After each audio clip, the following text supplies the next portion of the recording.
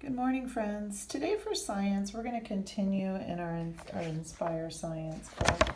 And yesterday we talked about what happens when plants are growing in soil and the wind and rain come. The plant's roots help hold the soil in place. And then over here you guys drew the soil without plants' roots holding it in place and the wind blowing the soil.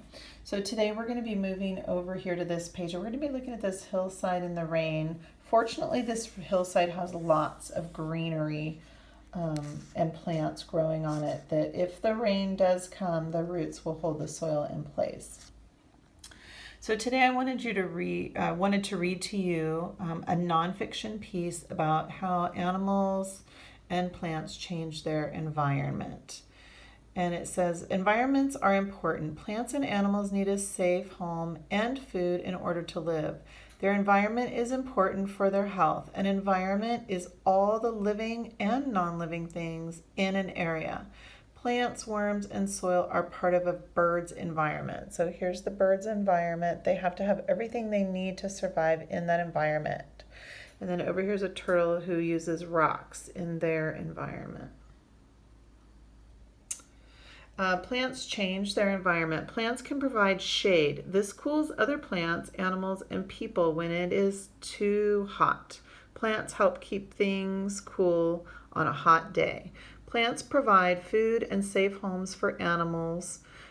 Where there are many plants, you will find many animals. And plants attract animals. And here's some flowers attracting some butterflies, which I hope that you guys will be able to plant your plants and attract some in your area as well.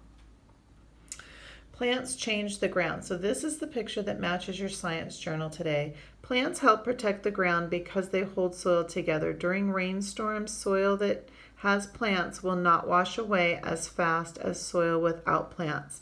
So up here on this hillside, you will see lots of plants, like in our science journal, holding the hill, even though it's raining. The soil is staying in place. But down here in this little picture, soil washes away when there are no plants. So when there are no plants in place, no roots to hold the soil, and a heavy rain or wind comes, the soil just gets washed away. This is a major problem in the area where we live in Southern California, because what happens when we get the big wildfires occasionally, it burns the ground and kills the plants, and then after the burned area is affected, we get rains, which washes a lot of the soil away, and we get mudslides.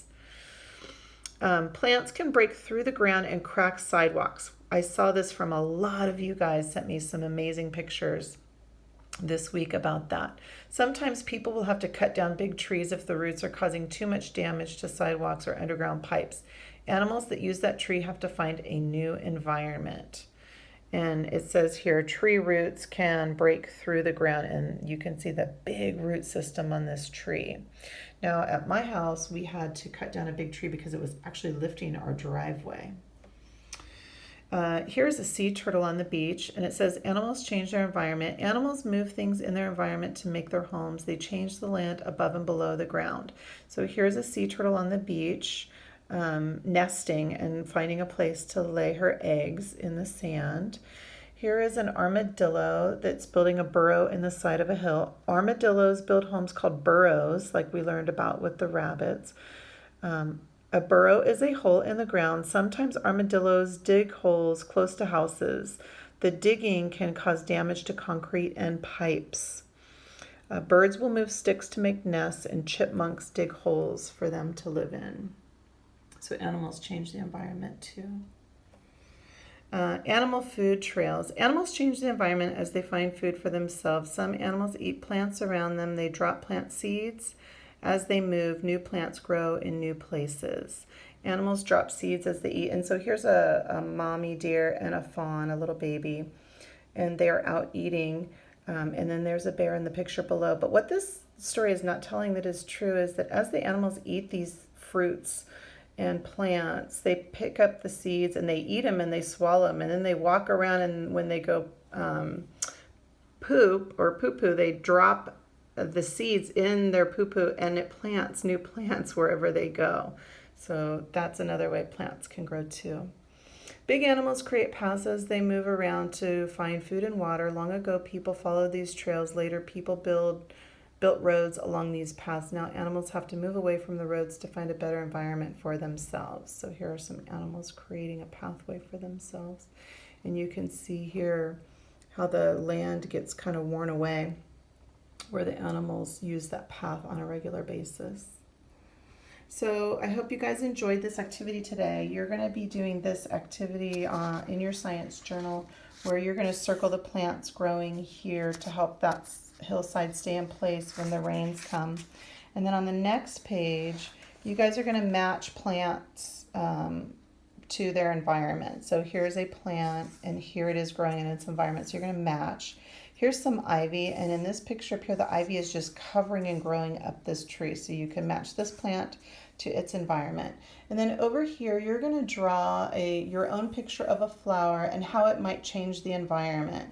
Maybe it will grow along this fence. Maybe you'll draw some roots coming down underneath the ground. Maybe you'll draw it growing really tall and creating shade in this area. So I can't wait to see the pictures that you guys come up with for your plants today, and I hope you enjoy the science lesson.